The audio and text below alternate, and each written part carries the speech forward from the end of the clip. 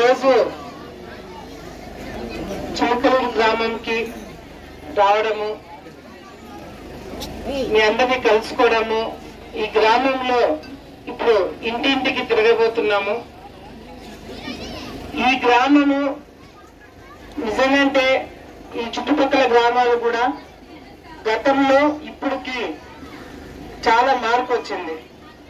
మీ అందరినీ ఇలా కలుసుకోవడంలో మీ అందరూ కూడా ఈరోజు ఒక ధైర్యంతో, ఒక నమ్మకంతో రజక్ వాళ్ళ కుటుంబ సభ్యులందరూ కూడా ఈరోజు తెలుగుదేశం పార్టీ కుటుంబంకి చేరిక చేయడము, మా కుటుంబంలోకి రావడం, మన కుటుంబంలోకి రావడం అనేది నిజంగా చాలా సంతోషంగా ఉంది. వాళ్ళందరూ కూడా చేరికగా మీరు ఏదైతే నమ్మకం మా మీద పెట్టుకున్నారో, ఏ నమ్మకంతో ఈరోజు మీరు తెలుగుదేశం పార్టీలోకి మా దగ్గరకు వస్తున్నారో, ఆ నమ్మకాన్ని నిలబెట్టడానికి మీకు ఎల్లప్పుడూ మేము అందుబాటులో ఉండి, మీకు ఎటువంటి ఇబ్బంది వచ్చినా, ఎటువంటి కష్టం వచ్చినా, రేపు పొద్దున ఎటువంటి పని మీకు చేయాలన్నా ఒక అక్కగా మేము తప్పకుండా మీకు నేను అందుబాటులో ఉంటానని చెప్పి వాళ్ళందరూ కూడా నేను మాటిస్తున్నాను. ఎందుకంటే ఈరోజు మీరందరూ కూడా గతంలో మనము ఏ విధంగా పరిపాలన చేసినాము, ఏ విధంగా మన రాజకీయాలు ఉండేవి మనందరం కూడా తెలుసు. ఎప్పుడు కూడా అధికారము చేతిలో పెట్టుకొని, ఎప్పుడు కూడా ఏ గ్రామాల మీద కూడా పెత్తనం చెలాయిస్తూ వాళ్ళని ఇబ్బంది పెట్టే కార్యక్రమం కావచ్చు, వాళ్ళని గుప్పెట్లో పెట్టుకోవాలనే ఒక ఆలోచన కావచ్చు ఎప్పుడు కూడా మనకు లేదు.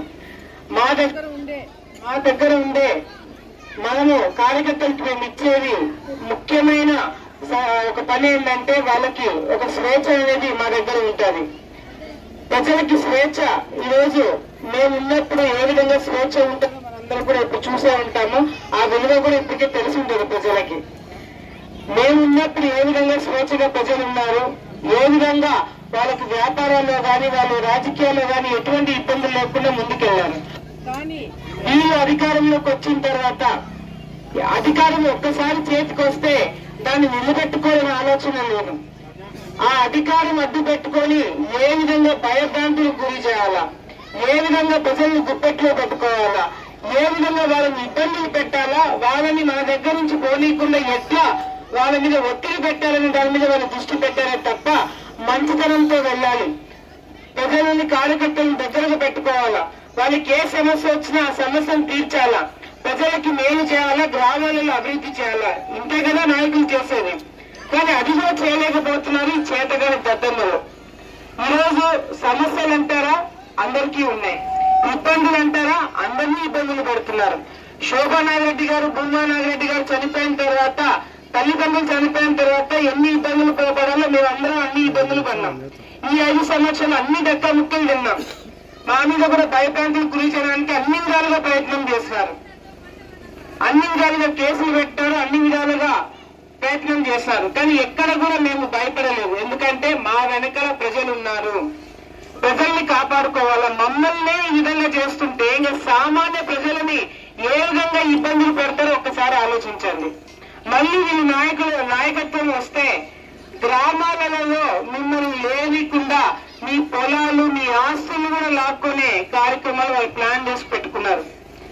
ఈరోజు ఎంతో మంది, ఎన్నో కుటుంబాలు, కుటుంబంలో అడుగు పెట్టిన, మా ఇంట్లో అడుగు పెట్టని వాళ్ళు కూడా గత సంవత్సరాలు ఎప్పుడు కూడా మా ఇంటి గడప తొక్కని వాళ్ళు కూడా ఇప్పుడు మా మీద నమ్మకంతో మేమైతేనే బాగా గ్రామాలలో అభివృద్ధి చేయగలుగుతాం, నాయకత్వం కాపాడుతామని ఒక నమ్మకంతో ఈరోజు ఎన్నో కుటుంబాలు మా దగ్గరికి రావడం జరుగుతుంది. వాళ్ళ రాక్షస పరిపాలన వద్దనుకొని మా దగ్గరికి వస్తున్నారు.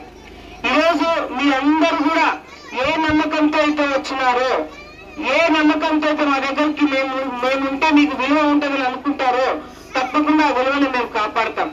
భయం అనేది లేదు. భయం వల్ల 2 పుట్టుకొని వస్తాయి. ఒకటి తిరుగుబాటుతనం వస్తుంది, ఆ భయపడి తిరుగుబాటుతనం వస్తుంది. లేదంటే భయపడి ఇళ్ళలో తిరిగితనం వస్తుంది. కానీ ఈ రోజు మీరు చూపించింది తిరుగుబాటుతనం. ఆ తిరుగుబాటుతనం మిమ్మల్ని చూసి చుట్టుపక్కల గ్రామాల వాళ్ళందరూ కూడా రావాలని నేను మనస్ఫూర్తిగా కోరుకుంటున్నా. ఎందుకంటే మీ గ్రామాలు బాగుపడతాయి. ఇందాక మీ గ్రామంలోకి వచ్చినప్పుడు గతంలో కూడా చెప్పిన, నేను మంత్రి ఉన్నప్పుడు చెప్పిన, గ్రామాలలో రోడ్లు వేపియాలా, గ్రామాలలో ఇల్లు కట్టించాలా, లైట్లు లేవు, పెన్షన్లు రావట్లేదు, మొత్తం ఇందాక నడుచుకుంటూ వస్తే అంతా దుమ్ము దుమ్ము. పక్క గ్రామాలు అట్లున్నాయా? మిగతా గ్రామాలలో అట్లున్నాయా? అన్ని చోట్ల రోడ్లు వేస్తున్నాము. ఈ చుట్టుపక్కల గ్రామాలు మాత్రం భయభ్రాంతులకు గురి చేసి మేము వస్తున్నామంటే భయపడి పారిపోయే రకంగా ఈ రోజు వాళ్ళు మిమ్మల్ని భయపెట్టడం జరిగింది. ఇప్పుడు కూడా పార్టీ మారుతున్నారంటే ఇప్పుడు గుర్తొస్తున్నారు వీళ్ళు. ఇప్పుడు ఫోన్లు చేసి పార్టీలు మారకుండా ఒత్తిడి పెడుతున్నారు. మీరు నిజంగా బాగా చూసుకోంటే, మీ దగ్గర నాయకత్వం సరిగ్గా ఉండింటే, మీరు గ్రామాలలో అభివృద్ధి చేసి మంచి పనులు చేసింటే మిమ్మల్ని వీరు మా దగ్గరకు వచ్చేవాళ్ళు కాదు. మీరు అధికారం పార్టీలో ఉన్నారు, మేము ప్రతిపక్షం పార్టీలో ఉన్నాం. ఇక్కడి నుంచి మామూలుగా అంటే ప్రతిపక్షం నుంచి అధికారం పార్టీలోకి పోతారు కానీ అధికారం పార్టీలో నుంచి ఈ రోజు ప్రతిపక్షానికి రావడానికి అందరూ క్యూ కొడుతున్నారంటే నాయకత్వం లోపం అక్కడ ఉంది కాబట్టే ఈ రోజు ఇక్కడికి రావడం జరుగుతుంది. పాత కొత్త తేడా లేకుండా అందరం కూడా ఒక కుటుంబంలాగా కలిసి ఉందాము. ఇప్పుడు హైవే వచ్చిన తర్వాత వాళ్ళు మీకు ఎంత దగ్గర, మేము అంతే దగ్గరైనా. ఒక్క చిన్న ఫోన్ కాల్ చేయండి, మొత్తం అందరం కూడా, నేనే కాదు మొత్తం తాలూకా అంతా వచ్చి ఇక్కడ కూర్చుంటామని చెప్పి మీకు మేము భరోసా ఇస్తున్నాము. చందలూరు కావచ్చు, మండలూరు కావచ్చు, మీరు కావచ్చు, పేరూరు కావచ్చు, మాచినంపల్లి కావచ్చు, ఎర్రగుంట్లో కావచ్చు, గతంలో భయభ్రాంతులకు గురై ఉన్నారు.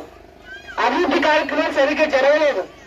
కానీ మీకు అందరికీ నేను మాటిస్తున్నా, చుట్టుపక్కల గ్రామాలకు మీ అందరికీ నేను మాటిస్తున్నా, రేపు పొద్దున మేము అధికారంలోకి వచ్చిన తర్వాత ఏ గ్రామాలలో ఇంకా అభివృద్ధి కార్యక్రమాలు చేయలేదో అవన్నీ కూడా తప్పకుండా 6 లేదా 8 నెలల లోపలే మీ అన్ని గ్రామాలలో రోడ్లు వేపించడమే కాకుండా మళ్ళీ కొత్త ఇల్లు కట్టించి దానికి ఓపెనింగ్ కి మళ్ళీ నేను వస్తానని చెప్పి కూడా మీ అందరికీ కూడా నేను మాటిస్తున్నాను.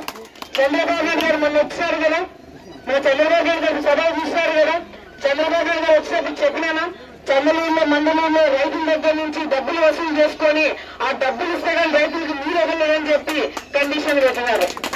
అది చంద్రబాబు నాయుడు గారు దృష్టికి తీసుకుపోయినా. అంటే నేను గ్రామాలు తిరుగుతున్నప్పుడు నా దృష్టికి వచ్చిన ప్రతి ఒక్క సమస్య, ప్రతి ఒక్క ఇబ్బంది చాలా చాలా సీరియస్ గా తీసుకోవడం జరుగుతుంది. అది కేవలం విని వదిలేదు. నేను ఆ సమస్యని 10 సార్లు చెప్పిన, 100 సార్లు చెప్పిన, ఆఖరికి చంద్రబాబు నాయుడు గారికి చెప్పి రేపు పొద్దున వచ్చిన తర్వాత ఎవరైతే డబ్బులు వసూలు చేసుకున్నారో వాళ్ళకి జరగాల్సినవి కూడా జరుగుతాయి. ఎవరిని కూడా వదిలిపెట్టలేదు. ఈ రోజు మీ గ్రామాలలో ప్రతి ఒక్కరు పడిన ఇబ్బందులు, సమస్యలు అన్ని మా దృష్టికి వస్తున్నాయి. ఏదైతే తప్పుడు కేసులు పెట్టి ఇబ్బందులు పెట్టారో రేపు పొద్దున వాళ్ళు రెట్టింపు కేసులు ఎదుర్కోవాల్సి వస్తుంది. అది వాళ్ళకి అర్థం కావట్లేదు. ఇప్పటికే భయభ్రాంతులకు గురవుతున్నారు. ఈ రోజు చేరికలను చూసి వరుసగా ప్రతి ఒక్క మండలంలో, ప్రతి ఒక్క గ్రామంలో మేమొస్తామని చెప్పి కండవాలు మార్చుకుంటున్నారు. అవి చూసి ఈ రోజు ఎమ్మెల్యే వాళ్ళ కుటుంబ సభ్యులు ఇళ్లలో కూర్చొని భయపడే కార్యక్రమాలు జరుగుతున్నాయంటే దానికి కారణం మీరందరూ పెట్టిన భయం అని చెప్పి ఈ సందర్భంగా మీకు అందరికీ గుర్తు చేస్తున్నారు. మొన్నటి వరకు వాళ్ళు మిమ్మల్ని భయపడిస్తున్నారు, ఇప్పుడు మీరందరూ వాళ్ళని భయపడిస్తున్నారు. అందుకే ఈ రోజు గ్రామాలు తిరగట్లేదు ఎమ్మెల్యే. ఇళ్లలో కూర్చొని ఎవరెవరు ఉంటున్నారు మన దగ్గర టిక్కులు కొడుతున్నారు, ఎవరెవరు పోతున్నారు అని చెప్పి పట్టుకొని ఫోన్ కాల్ చేసుకుంటున్నారు. అది వాళ్ళ పరిస్థితి. ఎన్నికలు వస్తున్నాయంటే ఎవరన్నా ఎమ్మెల్యేగా ఉన్న వాళ్ళు ఇల్లు తిరుగుతారా లేదా, గ్రామాలు పట్టుకొని తిరుగుతారా లేదా, ఓటు అడగడానికి వస్తారా లేదా, అక్కడి నుంచి ఎవరు వస్తున్నారు, ఎవరు తిరగట్లా, ఎవరు రావట్లా. ఎంతసేపు పక్క పార్టీ నుంచి మన కాడికి వచ్చే వాళ్ళని పట్టుకోవడానికి ప్రయత్నాలు చేస్తారో తప్ప ఈరోజు వాళ్ళు ఇంటింటికి పోలేని పరిస్థితి. ఎందుకంటే ఇంటింటికి పోతే సమస్యలు చెప్తారు, మాకు నీళ్లు రావట్లేదు, రోడ్డు లేదు, ఇల్లు లేవు, ఇవన్నీ సమస్యలు చెప్తారు. ఆ సమస్యలు వింటమే తప్ప పని చేసే ఓపిక వీళ్ళకి లేదు. పని ఎట్లా చేయాలనేది కూడా తెలియదు వీళ్ళకి. అందుకే రేపొద్దున మన ప్రభుత్వం వస్తే ఈ ప్రాంతంలో సాగునీటి, రైతులు, ముఖ్యంగా రైతులు పడే ఇబ్బందులు మాకన్నీ మా దృష్టికి వచ్చినాయి. చేస్తారో మీ భూములన్నీ కూడా వెనక్కి ఇప్పిస్తానని చెప్పి కూడా మాటిస్తున్నాను. ఎంక్వైరీ జరుగుతుంది. ఈ చుట్టుపక్కల గ్రామాలలో ఎవరైతే భయభ్రాంతులకు గురి చేసి ఆస్తులు లాక్కున్నారో, ఇల్లు లాక్కున్నారో, పొలాలు లాక్కున్నారో అవన్నీ కూడా వెనక్కి ఇప్పించడమే జరగకుండా కాకుండా రైతులకి ఆదుకునే విధంగా సాగునీటి నీళ్లు మీకు వస్తాయి. తాగునీటి సమస్య లేకుండా ఇంటింటి కుళాయి మీకు ఇప్పించడం జరుగుతుంది. రోడ్లు ఇప్పిస్తాం, చదువుకున్న పిల్లలకు ఉద్యోగాలు ఇప్పిస్తాం, చదువుకున్న పిల్లలకి మంచి కంపెనీలో ఉద్యోగాలు ఇప్పించి వాళ్ళు ఒక మంచి పొజిషన్కి వెళ్ళేటట్టుగా కూడా మేము చూసుకుంటాం. ఇవన్నీ జరుగుతాయి, ఇవన్నీ జరిగి తీరుతాయి. మీరందరూ ఈసారి భయపడకుండా మీరందరూ కూడా ముందుకొచ్చి ఓట్లు వేపించండి. మీకు అభివృద్ధి అంటే ఏంటో నేను చేసి చూపిస్తానని చెప్పి కూడా మీ అందరూ కూడా ఈ సందర్భంగా నేను మాటిస్తున్నాను. ఈరోజు ఒక కుటుంబము పార్టీ మారుతుందని చెప్పి ఎంతో మంది పక్క ఊర్ల నుంచి పక్క మండలాల నుంచి ప్రతి ఒక్కరు కూడా రావడం జరుగుతుంది. ఒక కుటుంబం ఒకరికి మేలు జరుగుతుందంటే అందరం వస్తాం, ఒకరికి కష్టం జరుగుతుందంటే అందరం కూడా వస్తామని చెప్పి ఒక మాట ఈ రోజు అందరూ కూడా చెప్పడం జరుగుతుంది. తప్పకుండా వచ్చే రోజులు అన్ని విధాలుగా కూడా అందరినీ కూడా చిన్న గ్రామం పెద్ద గ్రామం అనే తేడా లేకుండా అవసరం ఉంది. మామూలుగా సార్ ప్రిస్టేజ్లు కూడా చిన్న గ్రామాలలోనే ఉంటాయి, పెద్ద గ్రామాలలో ప్రిస్టేజ్లు కనిపించట్లే. ఈ చిన్న గ్రామాలలో ప్రిస్టేజ్లు కనపడుతున్నాయి. ఆ ప్రిస్టేజ్ ఉంటేనే ఈ రోజు రాజకీయం నిలబడుతుంది. సో దయచేసి గుర్తు పెట్టుకొని ఏదైతే అన్యాయం జరిగినా, ఇన్ని సంవత్సరాలు మీకు అన్యాయం జరిగిందో, ఇన్ని సంవత్సరాలు ఏదైతే ఇబ్బందులు కష్టాలు పడినారో ఆ ఫుల్ స్టాప్ మీరు తెలుగుదేశం పార్టీకి ఓటు వేయించడం. మీరు తెలుగుదేశం పార్టీకి ఓటు వేయండి. మీ అందరి భవిష్యత్తుకి మేము గ్యారంటీ అని చెప్పి కూడా సందర్భంగా తెలియజేసుకుంటూ మరొకసారి ఇక్కడికి ఇచ్చేసిన ప్రతి ఒక్కరికి పేరు పేరు నేను ధన్యవాదాలు తెలియజేసుకుంటున్నాను.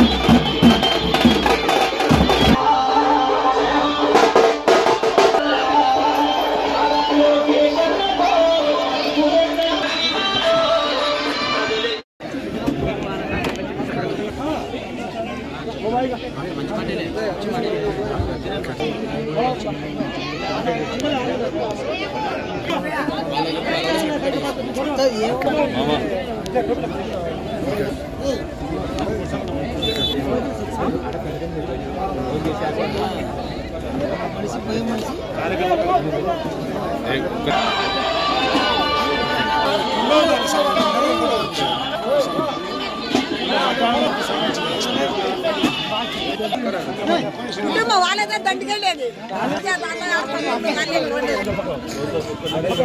చాంది ఇక్కడ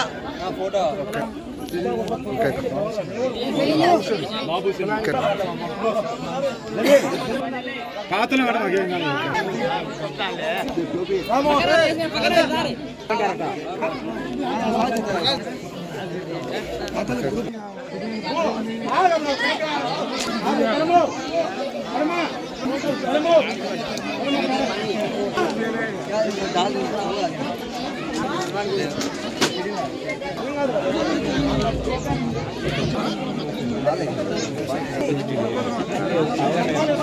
ఆడోళ్ళు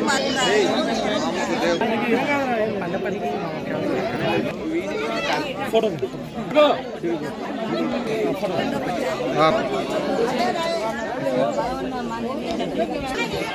ఫోటో